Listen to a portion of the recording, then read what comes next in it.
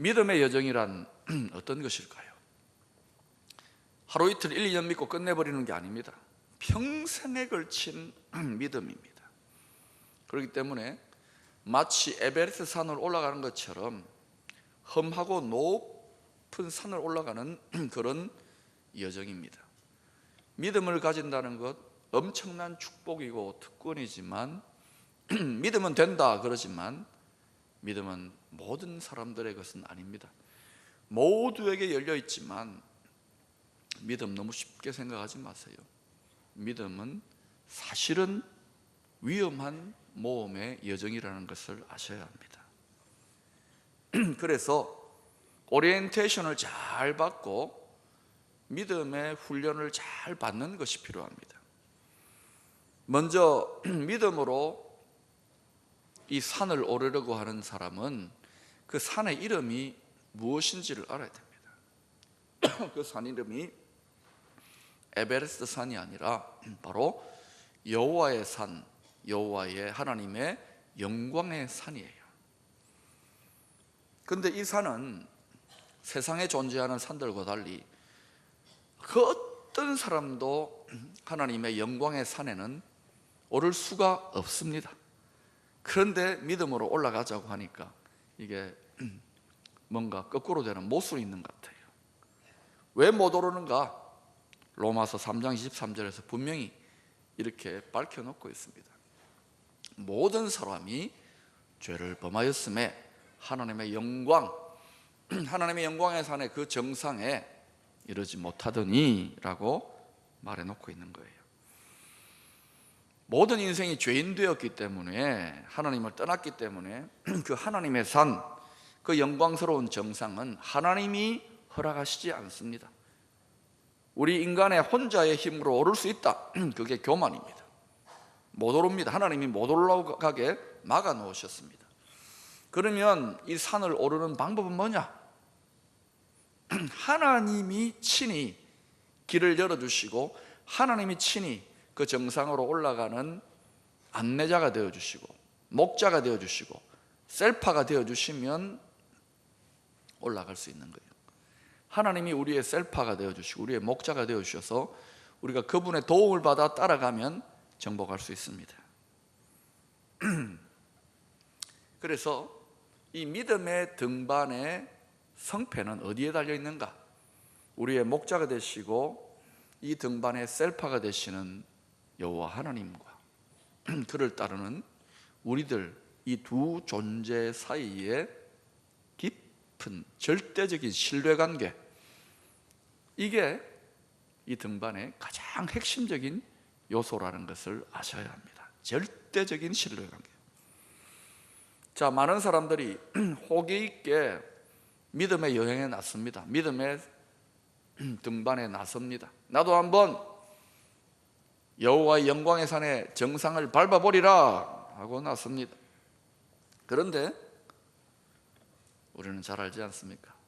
모두가 그 영광스러운 굳센 믿음의 자리에 나아가게 되는 것은 아니더라고요. 실제 믿음의 등반의 여정에서 저와 여러분들은 많이 목도하고 있습니다. 중도 포기하거나 또는 아예 낭떠러지에 떨어져서 믿음이 파손되어져 버리거나 아예 믿음에서 떠나버린 사람들도 꽤 있습니다. 이런 일들이 실제한다는 것, 믿음의 등반의 여정에서 이거 아셔야 됩니다. 신앙생활은 실제입니다.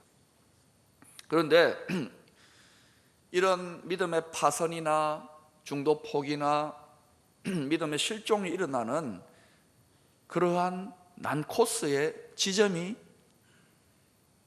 있어요.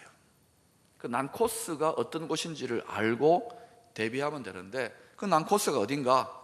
오늘 본문 4절은 이렇게 설명합니다. 내가 사망의 음침한 골짜기로 다닐지라도 해를 두려워하지 않을 것은 주께서 나와 함께 하심이라. 주의 지팡이가 막대기가 나를 안위하시나이다. 여기 보니까 내가 사망의 음침한 골짜기를 다닐지라도, 이 난코스가 어디냐?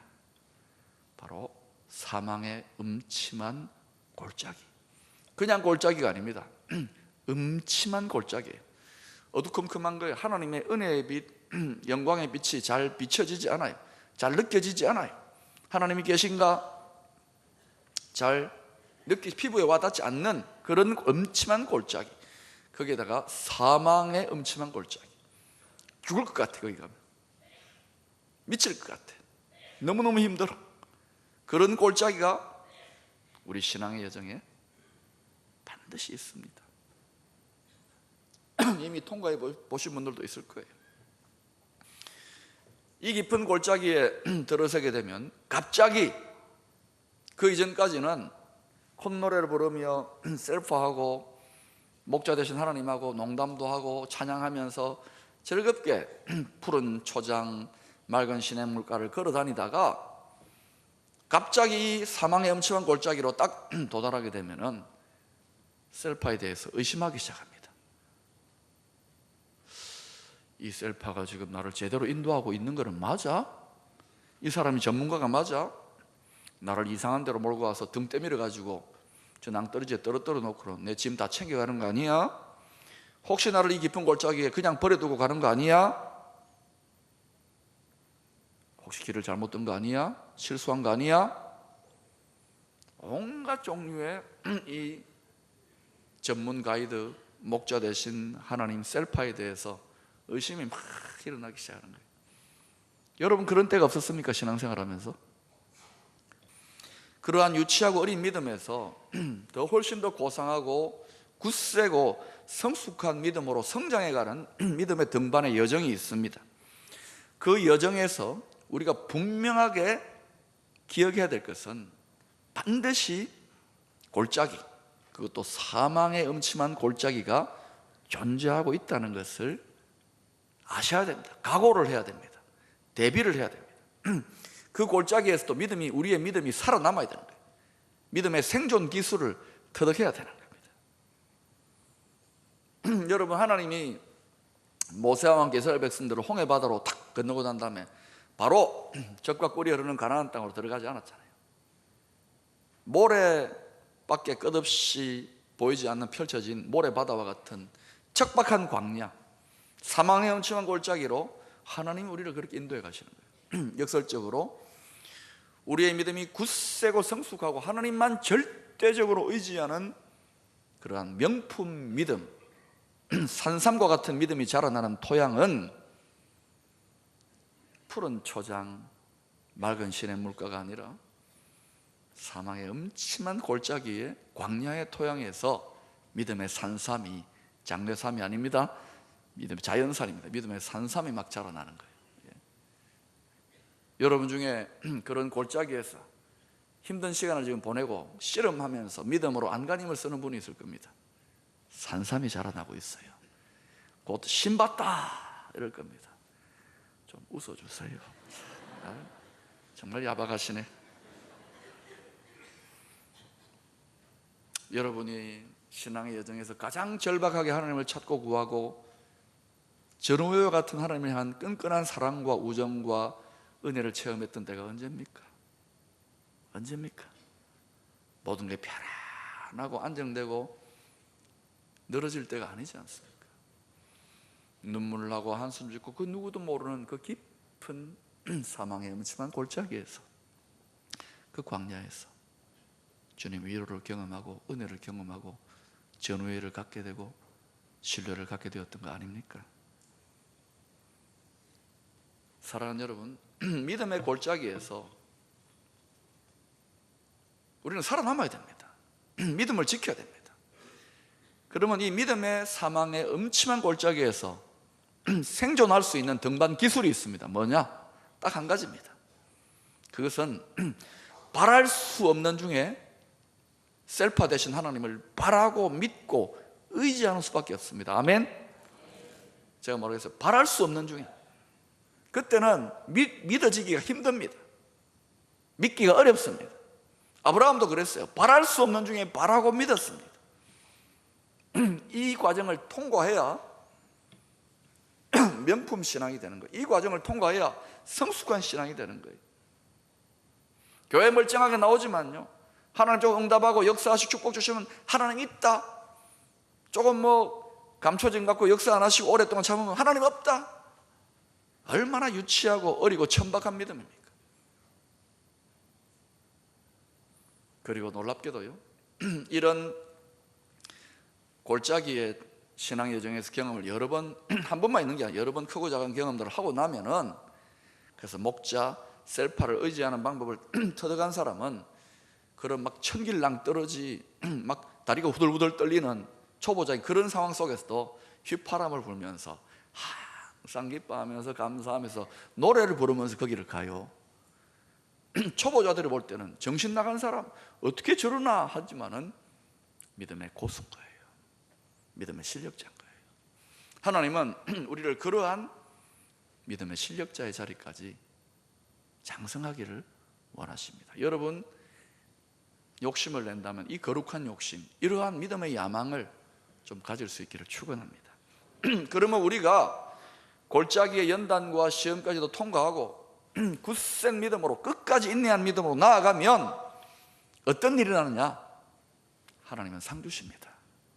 히브리서 11장 6절에 보니까 이런 말씀이 있습니다. 믿음이 없이는 기쁘시게 못하나니 하나님께 나아가는 자는 반드시 그가 계신 것과 또한 그가 자기를 찾는 자들에게 상 주시는 이시니라. 굳센 믿음을 끝까지 보이면 하나님 상 주세요. 믿음의 상이 있습니다. 상. 그러면 그 상의 구체적인 내용이 뭐냐? 상을 좀 알아야 동기가 부여될 거 아닙니까? 오늘 본문 5절에 그 믿음의 상에 대해서 이렇게 설명합니다. 같이 읽어보십시다. 시작. 주께서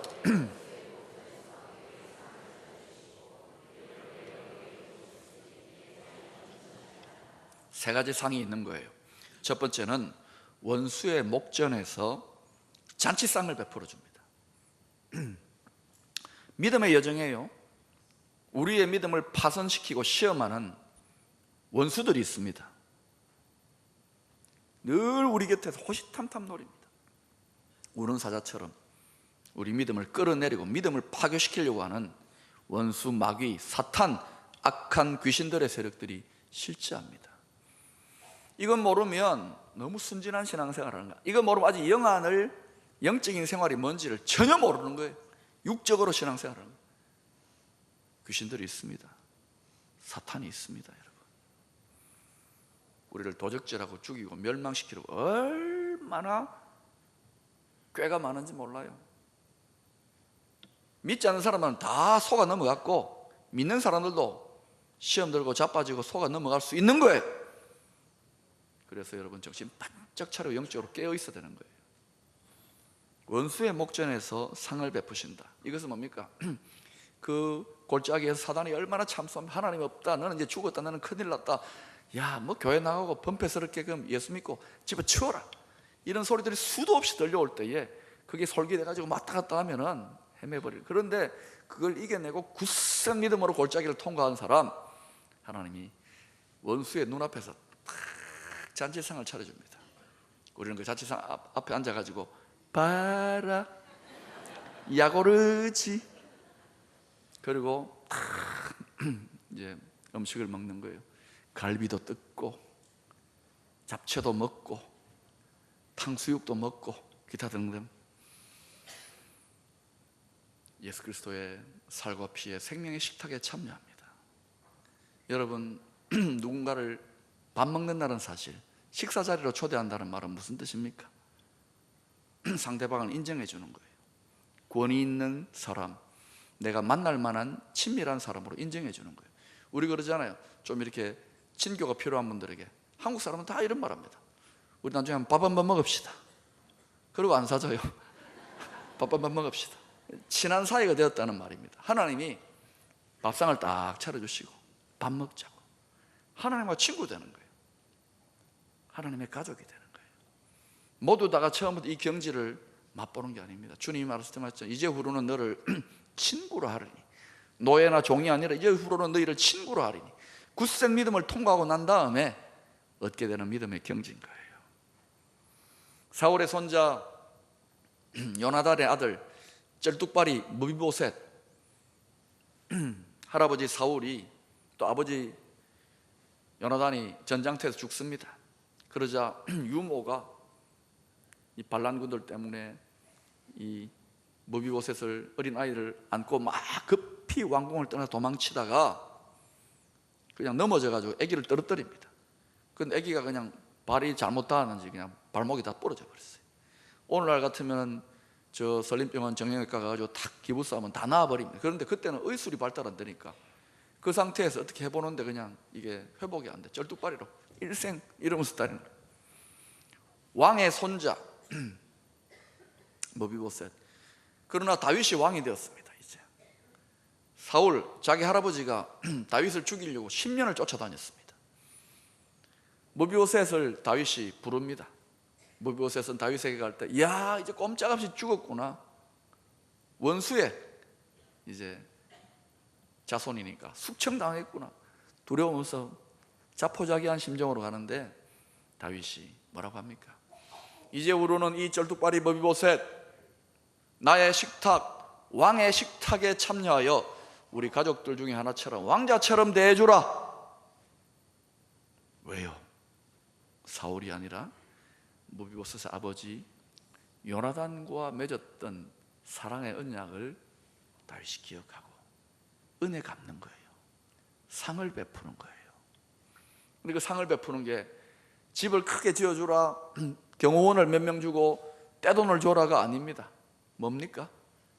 식탁에 상을 차려줘라. 우리 상에 참여해라. 그러면 다 끝나는 거야. 그러면 다윗 왕의 가족이 되는 거예요. 친한 사람이 되는 거예요. 그러면 어떻게 됩니까? 거기에 돈도 따라오고 사람도 따라오고 모든 게 다 따라오는 거예요. 이 지혜를 좀 아셔야 됩니다. 그런데 하나님하고 친하고 하나님 밥상 받을 생각은 안 하고 뭐 자꾸 쓸데없는 것들, 그런 것들에 너무 마음 뺏기지 말라고요. 하나님이 이 믿음의 연단을 이겨낸 사람에게 잔치상을 차려줍니다. 두 번째, 머리에 기름을 부어주십니다. 왜 기름을 붓습니까? 여러분, 오늘날은 화장품이나 향수가 발달됐지만 고대 사회에는 그런 게 없잖아요.